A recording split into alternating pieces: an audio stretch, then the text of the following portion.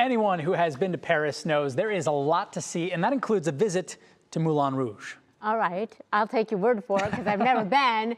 3 News' Jay Crawford joins us now with more.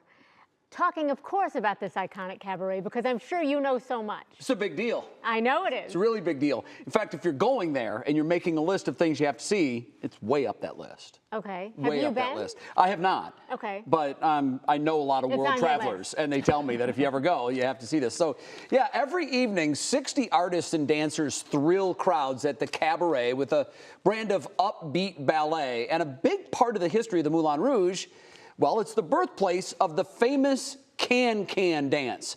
In fact, this goes back more than 100 years. There, of course, is a movie about the Moulin Rouge. There's a Broadway show. Here now is a look at the history of one of the world's most recognizable dances. At the Moulin Rouge, been it for 7.5 years. Performers like Jonah Wilkins spend a lot of time perfecting a dance.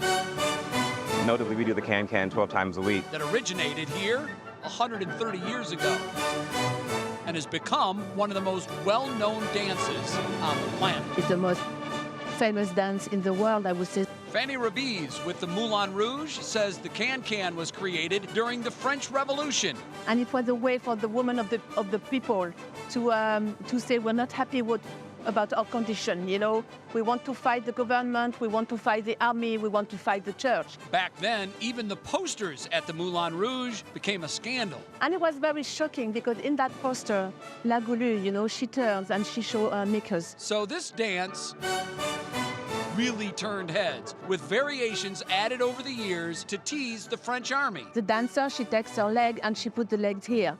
And it's like she's holding a rifle. So it was a way to mock the army. And all these years later, the can-can is still being performed on this stage. Then the dancers are proud to continue the tradition of the can-can because at that time, you know, when it was created, it was a way for the women to show their strength, to liberate themselves. And is a big part of the Moulin Rouge tradition. We will always have a can-can perform at the Moulin Rouge. Performed by dancers, Fanny says will keep doing the can-can and keep French history kicking. Because the Moulin Rouge is associated to the can-can. There you have it, a little Moulin Rouge history for you, and a few more fun facts. The term can-can is actually Old French slang. It was a form of trash talking. And police would actually raid clubs where women were dancing the can-can. This was way back in the day. In Paris, you can see the show twice a day at the Moulin Rouge, but you better have tickets. They sell out each performance 850 seats in the house, twice a day. Wow. Yeah, so as I said, it's a huge popular attraction for tourists.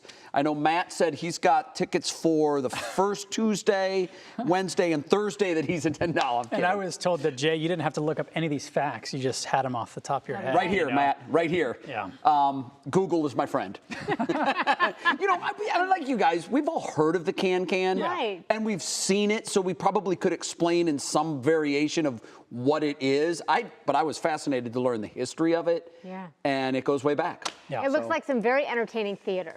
I mean, between the dances and the music and the costumes. And yes. There you go. All right. Good stuff. All you need to know about the can-can. Okay. All right. That's going to come back to haunt you, you know, right? Probably, yes.